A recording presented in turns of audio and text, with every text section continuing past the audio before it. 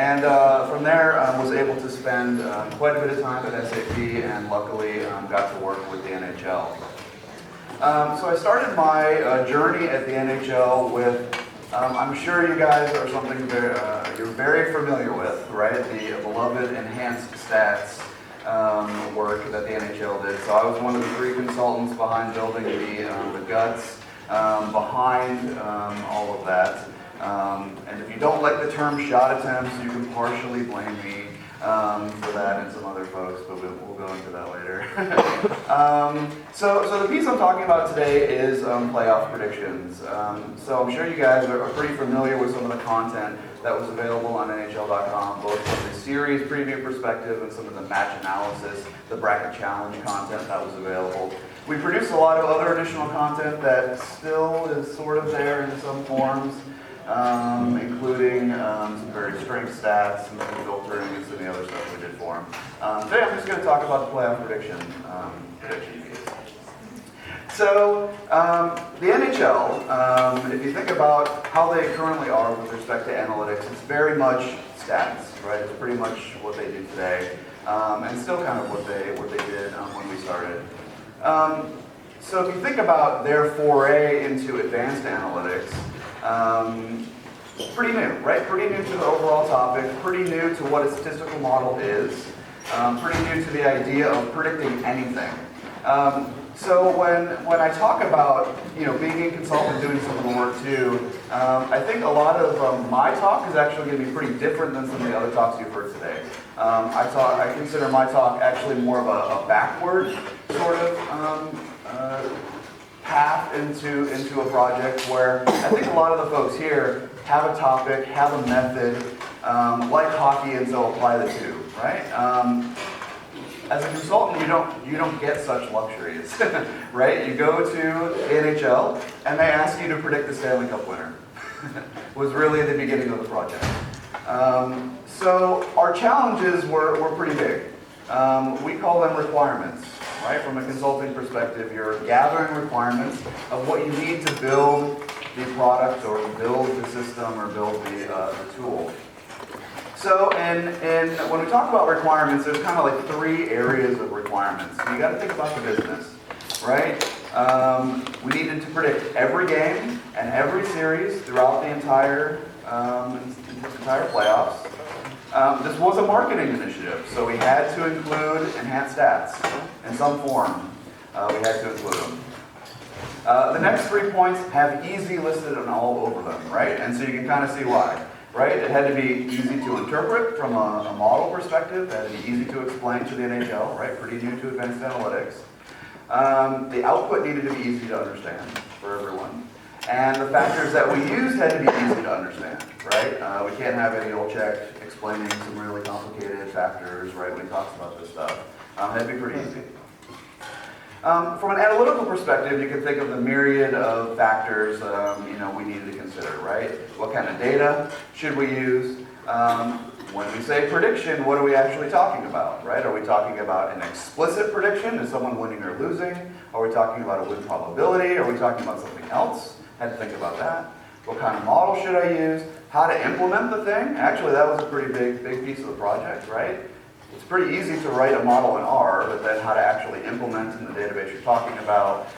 Things had to run overnight. They had to run, every day throughout the playoffs. We had to think about the ease of implementation. And then we actually had to think about, how to predict from the bracket perspective, right? Your predictions for the day X had to include the stuff from the day before, right? So a lot of things to consider. The biggest constraint from our perspective was time. I had about a month and a half to develop the whole thing, nuts and bolts. So you can imagine some of the decisions I made were purely for that sake, right? That they were quick and easy, and others, not so much. So what we ended up coming up with was actually a logistic regression model at the end of the day to calculate the win probability for a team for a specific game. So we were able to take a lot of different kind of team level stats, right? We're talking about very standard team level stats, right? Penalty kills, goals against, really standard stuff. We had to add in the enhanced stats, right? Shot attempts for behind and ahead. And along with some other advanced stuff that we came up with independently.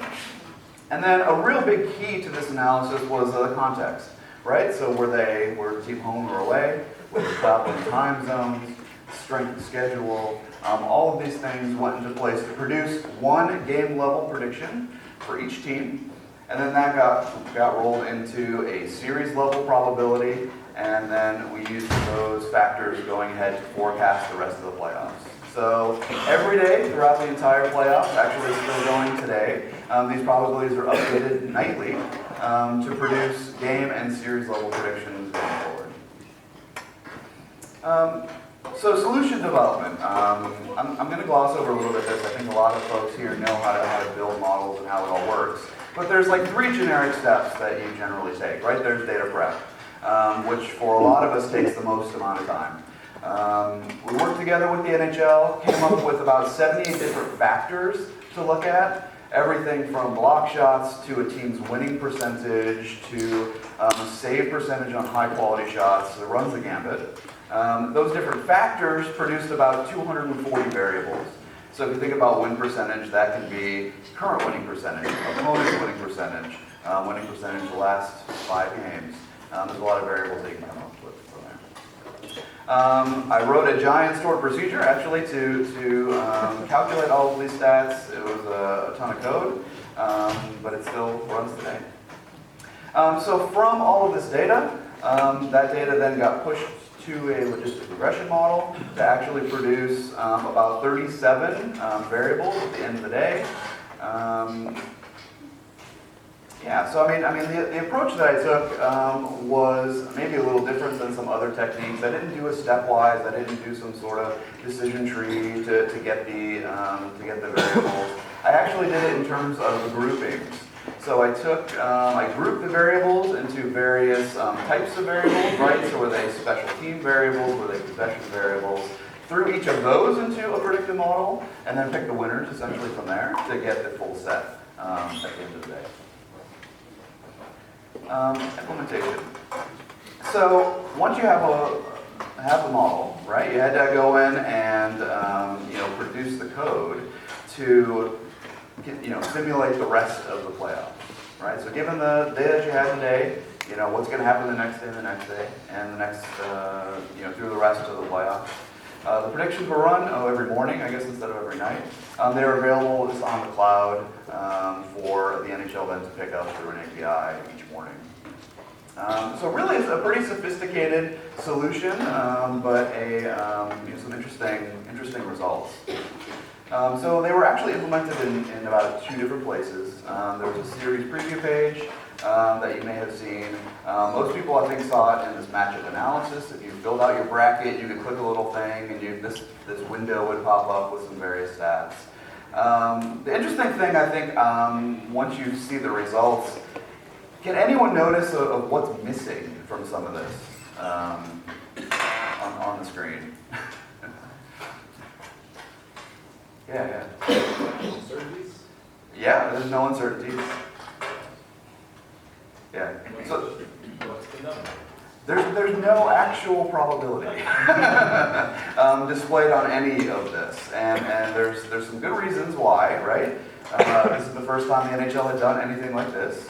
They didn't want to put huge probabilities on the site, or they thought it might coerce fans to maybe not buy tickets for a certain game, or not go to a certain game, or not be involved in a certain series as they might have been otherwise.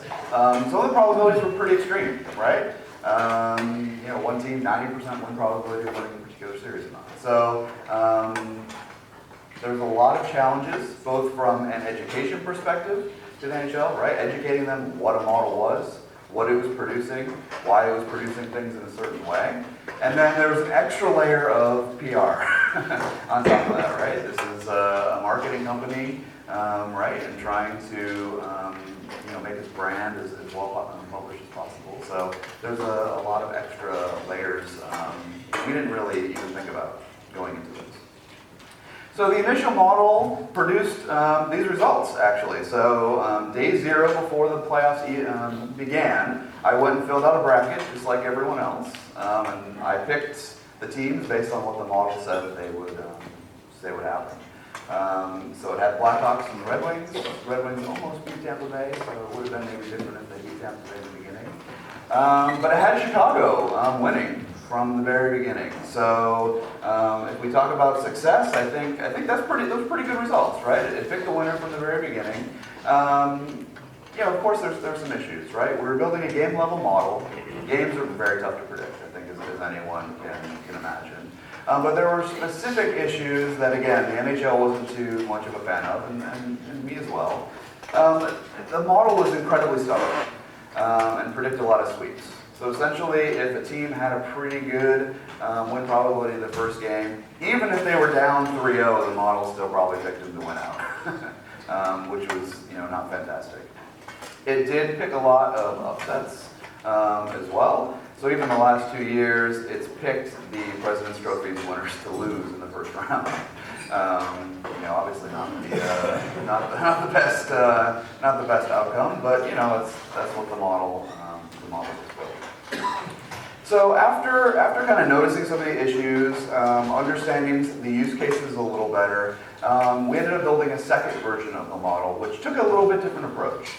So instead of predicting the game level probabilities right away, we ended up building a series level model first, which then fed into a game level model as kind of a second phase. Predicting series is a lot easier than predicting games, as you can imagine. There's a lot more data. I wasn't strapped by having to use enhanced stats, and frankly, the enhanced stats actually weren't terribly predictive to begin with. So being able to use a lot more data, being able to then predict the series, gave some pretty good accuracy from the series level perspective. Those were then fed into a game level model, a much more simplified model, using historical performance and using some other context factors as well. They actually produced a lot more, I'll say, realistic game level predictions, right? Not so many 95-5s. More like 60-40, 55-45, those kinds of results, which in terms of the NHL is a lot more favorable if they're going to show this on their website, right? 95-5 is probably not a great thing to show versus 60-40. So here are some of the results. This was 2015-2016, comparing the two models. The big one that jumps out at me, right, is Washington, Philadelphia in the first round. The original model had Philadelphia winning. The second model had Washington going through. So the second model actually did much better in terms of both series and game level predictions if you looked at some of the accuracy numbers. So then this is more of a game level example. So using this second model, you can kind of go. It's kind of an eye chart. I apologize for that. But you can kind of see the series level probabilities, and then how the game level differences and the variables went into a better game level model. You can kind of see how they kind of played off each other, and see how the model did, which I think it did pretty well. So if you actually look at the accuracy, I know accuracy is a hot topic, right, when it comes to some of this stuff. Measuring accuracy is actually really difficult. And I say that because it depends what kind of accuracy you're looking at, right? Are you looking at game level? Are you looking at series level? Are you taking into account that the model's updating every 90 days, right? It's very easy to look at the day 0 model and be like, oh, that day 0 model wasn't very accurate. But then if you look halfway through the playoff, well, it's updated 10 times, right? So it's really hard to gauge how accurate it was at one moment in time. So a lot of the accuracy numbers that I'm showing here are actually day 0. So very from the beginning, how did the model do? Surprisingly, the second version of the model produced some pretty good results from a series level perspective. And again, it produced some better results from, the NHL used the term eye test, right? So when they looked at some of these President's Trophy upsets, they're like, look, it doesn't pass the eye test. The President's Trophy winner shouldn't lose in the first round. Even though that may or may not happen in real life, right? So the second model did better than that. And they were also much more conservative, right? Again, if you're thinking about these wild swings in probability, through the NHL, you don't want really to see that from an output perspective. So the second model actually produced a little more dampening of some of the results. So that actually turned out to be pretty well. So yeah, a lot of content. I'm happy to talk about a lot of the details later. Thank you.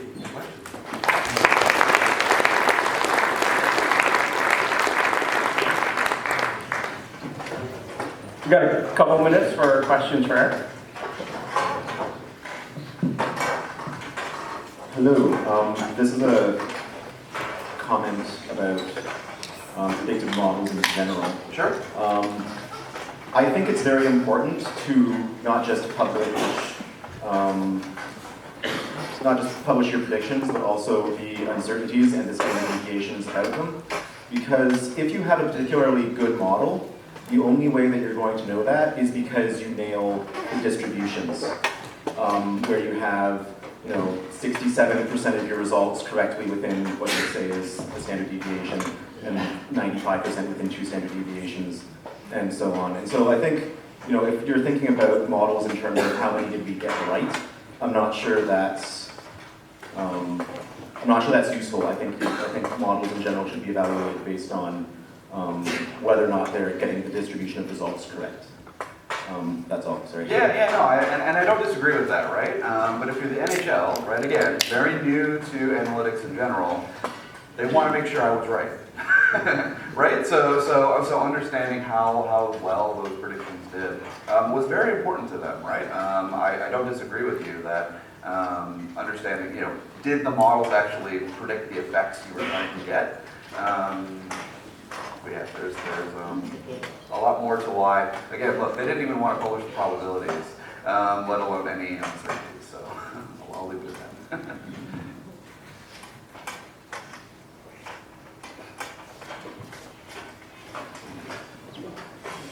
Thank you. You mentioned that the model you used was a logistic regression. Did you calculate any log loss or deviance and compare it with any other models, like naive models, coin flips, anybody else's model? No, and there's a couple reasons for that. So I stuck with logistic regression for for a lot of reasons. One was simplicity, right? It's super simple to implement, it's super simple to understand. I didn't really want to go too terribly outside of those bounds. Again, just time constraint as well. and then all the ease of implementation. So no. There's definitely a lot of more avenues to explore from a modeling perspective, but to keep it pretty simple and given the time constraints, I kept it to logistic regression. Okay, no, that's fine. I had another question. How concerned were you both before you started your variable selection process and also at the end of that process? How nervous were you about overfitting? Very.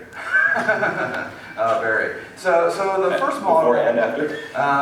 Yes, yes, actually. And I say that because the first model had to include the enhanced stats.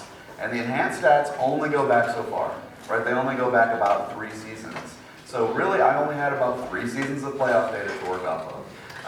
So I actually used the whole data set to produce the model. I was extremely scared about overfitting, but I kind of didn't have a choice. So thanks. Yeah. I guess when it comes to like the limits of prediction, did you compare your results to any other sources, like kind of like I saw the fan numbers up there, what people thought would happen, or like betting lines or something else? Sure.